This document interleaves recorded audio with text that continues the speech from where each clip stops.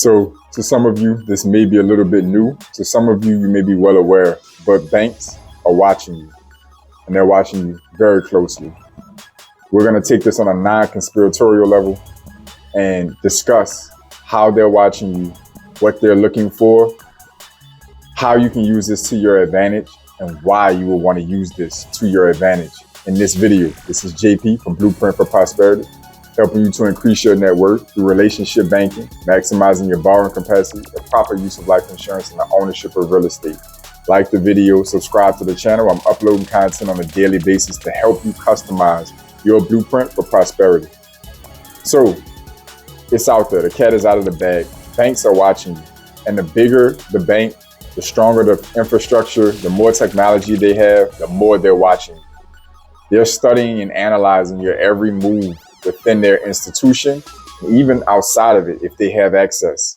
They're cross-referencing your information. They're cross-referencing you and the information that you provide them. And when you put in applications, they're cross-referencing and checking and monitoring all of your financial transactions. To many of us, this may be a little disturbing and unsettling, but it's just the reality of the world that we're in. Any institution that has the infrastructure to do it is watching you, whether it's a bank, a tech company, you name it. I think most of us that are in this technology and information age know we're being watched. This video is to help you get an understanding of how you're being watched, what banks are looking for, how it can work against you, and how you can make it work for you to become wealthy and to level up your financial status by leveraging the most important institutions to your wealth development, which are your banks. So banks are watching you on multiple levels. And as I kind of broke down and alluded to, they're studying your personal information. They're also studying your financial behavior, and they're creating analysis and building avatars out.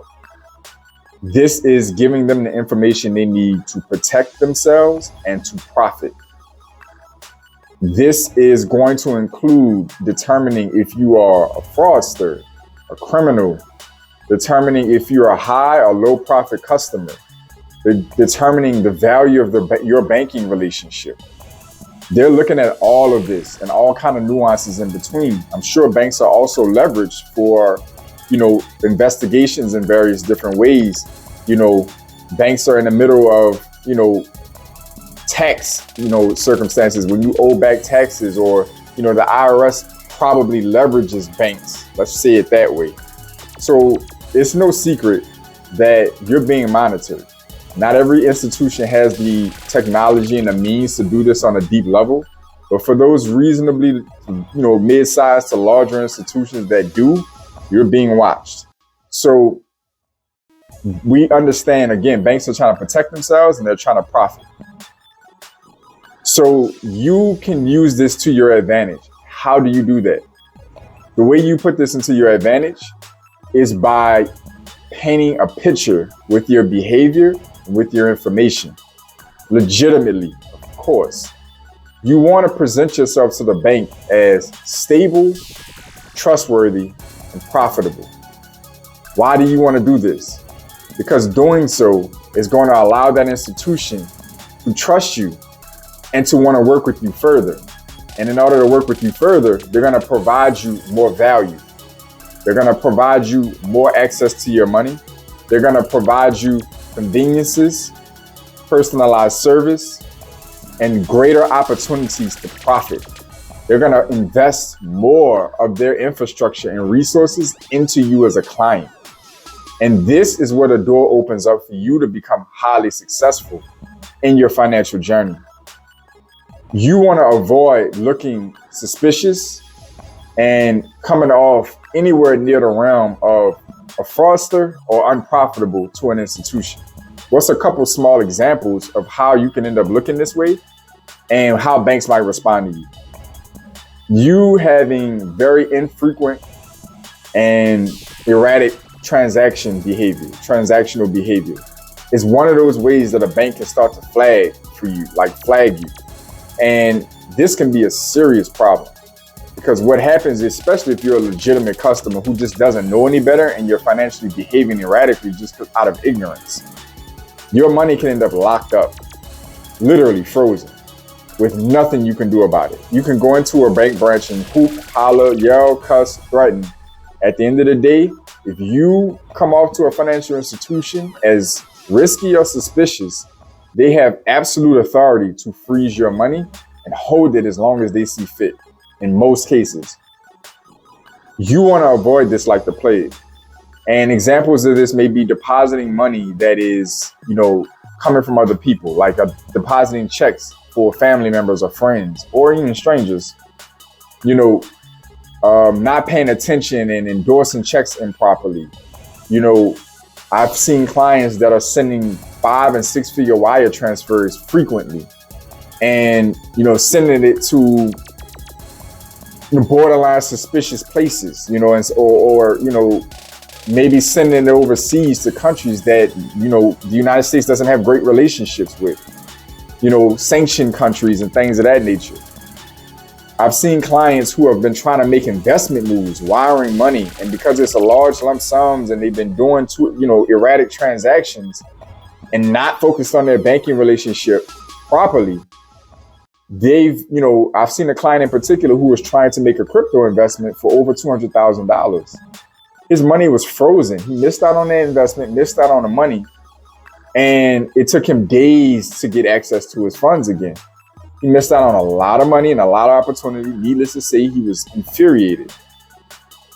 What happens in this situation is people who take for granted the value of their banking relationship either function out of ignorance or they miss opportunities or both. And banks have a lot of leverage over us. It's just what it is. You need to understand the focus and the psychology of these financial institutions so you can focus in a way that, and function rather, in a way that makes them feel comfortable. And when you can do that, then instead of being a hindrance or restrictive to you, they start to be an asset, a convenience to you. Instead of restricting your money and holding it and locking it away, closing down your entire banking relationship and forcing you to start over, messing up your ability to pay your bills because your money's frozen. But, apart from these types of interactions, you actually can have a situation where banks start to offer you more access to your money, more convenience, the ability to have more personalized and one-on-one service. This is how you can start to become wealthy. Why? Because your ability to become wealthy comes in your ability to financially execute. You're trying to take down, a real estate deal. And in order to do that, you need to wire some money over quickly. If you're paying attention to your banking relationship and you've developed a healthy banking relationship, you might not have to do the standard thing, which is going to the bank, wait to be seen, and, try to get this wire off as soon as possible, go through the hoops that they're going to have you go through to do so. Instead, you're able to sit down and call up, or maybe even digitally online, depending on the institution, conduct this wire via the trust and value the bank has in you and sees in the relationship, and conduct this wire without ever having to leave the home. You're able to phone up your personal banker or go online and send this money off and execute this deal. Or you can be suspicious, be forced to go to the branch. Money ends up frozen because they are leery about the transaction you're conducting. And you miss out on this real estate deal because you couldn't get your money through. You see how this connects to your ability to execute? This is the deal breaker. If you run a business and you have expenses to pay and you're not focused on your banking relationship, and that money needs to pass through your account and you don't get it to pass through, and you start to default or get behind on bills or have to pay late fees and excessive interest. These are the behind the scenes mechanisms that help people truly build wealth. These really fancy strategies that people are breaking down and talking about, only work, if they're even real, they only work when you have fluidity in the flow of your money. So this is why banks watching you is to your advantage. What can you do? How can you function and position yourself for a bank to see you as trustworthy and profitable? Consistent transactions, as stable as possible, everything being documented as much as possible, so your money coming from favorable, reliable sources, And this is like the antithesis or the other side of like having a bunch of random Zelles and Cash Apps going into your account from random people. It's okay, but it's gonna look odd to a financial institution, especially if that's where the lump sum of your money's coming from. Versus you having direct deposits from verified employers or having payroll coming from a reputable payroll company. Having expenses going out that can be understandable and justifiable to an institution. Having strong deposits, verifiable deposits. This is huge. Banks grade you greatly by the amount of money you keep in their institution. So contrary to many of people who are out there advocating that you don't keep any extra money in the bank, this is where the conflict in that comes into play. Because if you're not keeping money in the bank, then this is how you're not profitable or a valuable customer to that institution. Because one of the most profitable components or resources you can have in a bank is your deposits in most cases. And that allows the bank to go out and make money. And if it's stable and reliable and coming from a legitimate source, then the bank now knows that they're dealing with a legitimate company or individual and has stable funds that they can confidently go out and lend and make money on. And they're going to share that value with you. Just like a teacher has to grade your test and grade your work in class, and them grading you determines your ability to go to the next grade. Banks have the ability to influence your financial reputation and determine your ability to go to the next level with wealth.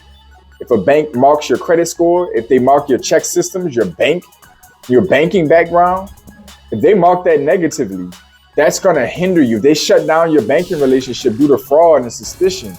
These are things other institutions can see.